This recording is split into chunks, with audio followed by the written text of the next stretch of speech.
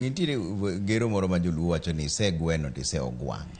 Adieri en ni sani seche ma koro nitie jo kwed sirkal ma gin jo opposition koro bet piny go mbaka gi sirkal wuon. Ere pogruok mar jogi gi jo od bura mosebedo ka wuoyo gi sirkal?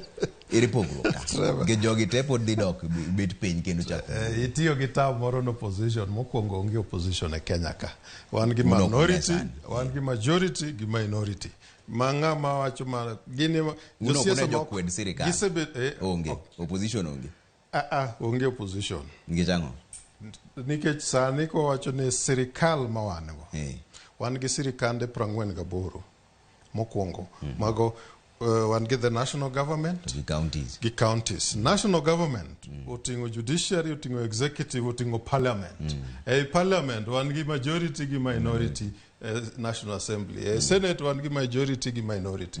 Kidhi e county, achiel kuom counties nikech maka 47. Bibiro yudo ka nitie executive to gi the county assembly. Koro opposition bedo kanya. Matiende ni ji te nitiere kaka unie lemo mar une migao mar sirikal. Kendo nokete kamano nikech mane structure ma wan godo pen chiko. Kete kamano mondo mi accountability obed clear. Kato chako konyi gi ntiere iluongo ni the constitutional commissions to gi independent offices.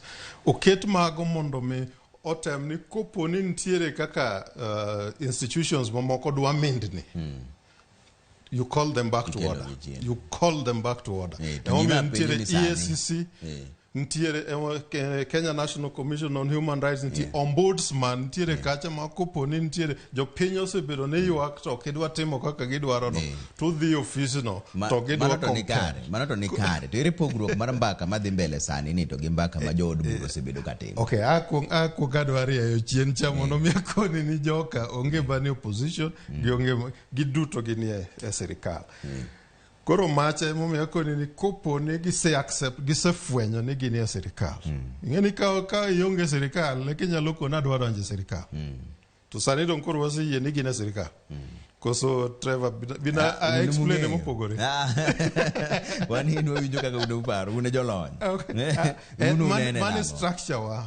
Mentality mar opposition gi government cha no awe chien bang tarik 27 Agosti 2010. Kech mache mane mago nitie.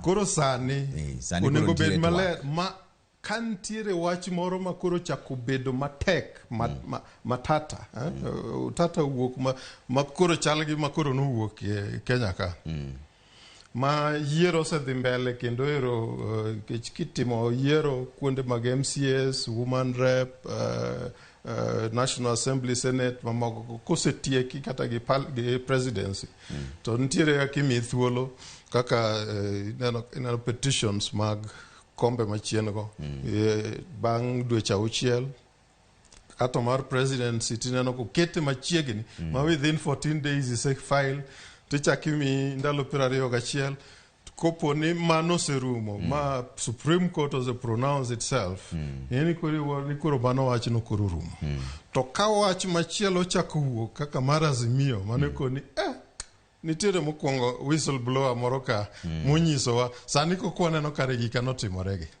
emomiyo ineno ka utata ni koro nitie matie ni koro mano utiyo gi teko ma bende koro miu kaka agency mar parliament nitie to kendo agency mar in gi an mane oko ka mano agency mari mawuok e pend chik mokwongo cha iluongo ni the sovereign power rest code mikoni akawi andiki go kaka jatich kaka jarit narangach kaka jatim na kama koro koponi ineno kaka regigo tungni ncho bede tikoni anyalo dwaro mondo mi aduog teko no agole kuomi mondo mi akoni ni you are out of order.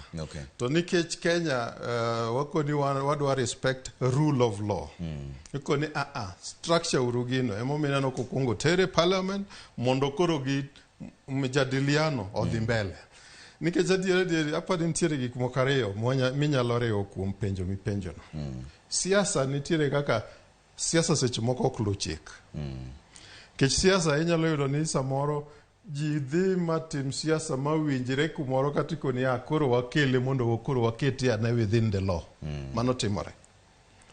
Apani achiel kuom gik ma otimore kamano momiyo koro winjruok no chako bedo en part of that. Nikech kata king'iyo apani kiwacho ni bura ma Raila Odinga to gi William Ruto bedo godo Mombasa ka Obasanjo bedo anoka neno but iwacho kato jofwambo ka apani kusewacho no en authoritative. Mano ing'eni ihoyo piny. Kati yoe piny within a framework ma okobedo structured within the constitution ka within the any law mantiere. Enoko mar chik. Enoko. En nani poko miye ulalo. Pare ni, okay, the surprise mabro nyisi, ni ng'eny gima japiny nyalo time Kenya ka. Nitiere gik monyalo timo ma oko oseketnegi legislations, poko ketnegi chike. Toko fulo nigi noko mag chik. Ijo. Nikech kaka sani, wachiti gi example, katiba wani nonengo beni nitiere chike mane bunge bedo ni dhi loso. Nyaka sani pok gitieko loso chikego. Kori pani ka ng'ato within space manonengi lose chikno to pok olose. Ka ng'ato dhi act kanyo, ok inyal koni an outside of the law. Okay. Koro matiende ni kanye ma sovereign power cha donje. Omiyo tegno. Sawa. Sa koro bayo wangwa. Urumida